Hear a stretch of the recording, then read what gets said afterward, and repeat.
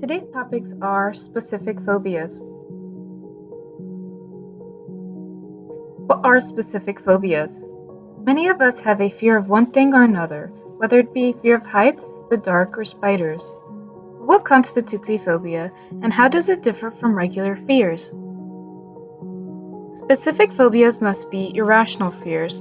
The fears must exceed the potential danger. They must be persistent and consistent, which can disrupt everyday life. This can lead to constant anxiety or panic. Common phobias include a fear of animals or events in the natural environment, such as thunder.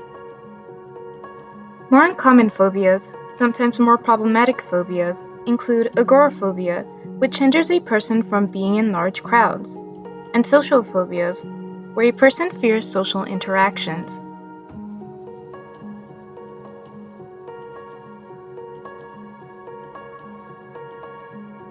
Some common treatments for specific phobias include hypnotherapy, cognitive behavioral therapy, or exposure therapy, supportive therapy, and family therapy.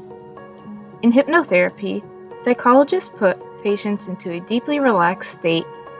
This relaxed state is a trance-like state where a person's consciousness is less active, but the unconsciousness is still receiving information. Here, psychologists try to persuade or encourage patients to become less fearful of their phobias.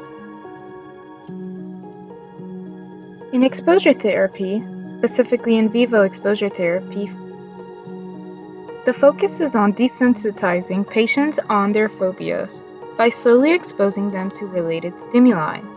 The stimuli increases in intensity as the therapy progresses, the goal being so that the patient becomes less scared of all related stimuli, and finally, the phobia.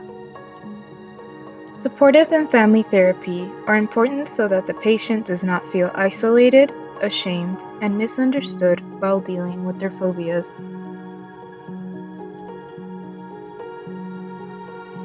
There are some issues with how phobias are being treated.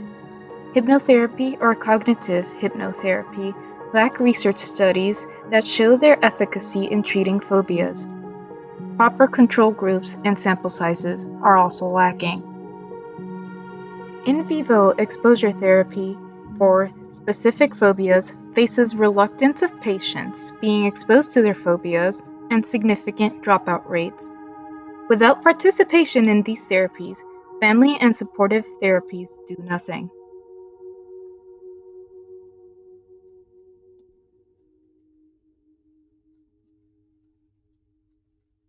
A good alternative for these therapies, more specific in vivo exposure therapy, is virtual reality exposure therapy. Virtual reality exposure therapy helps patients to gradually become desensitized to their phobia without directly exposing the patient to their phobias. Instead, this therapy puts the patient in a virtual environment with virtual stimuli where the therapist has control over what is or what is not present in the virtual environment.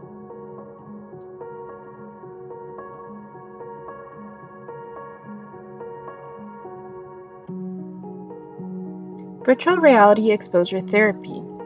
Why is it better than other treatments? Patients are more willing and less anxious to try virtual reality exposure therapy than in vivo exposure therapy.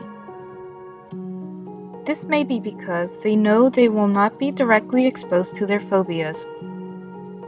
Virtual reality can expose patients with phobias that otherwise would be difficult to treat without virtual reality, such as a phobia for heights and for flying. It is also more convenient since there's no travel time. The therapy is less public, so there's more privacy. The therapy can present stimuli that can be adjusted to the patient's specific needs, providing predictable scenarios.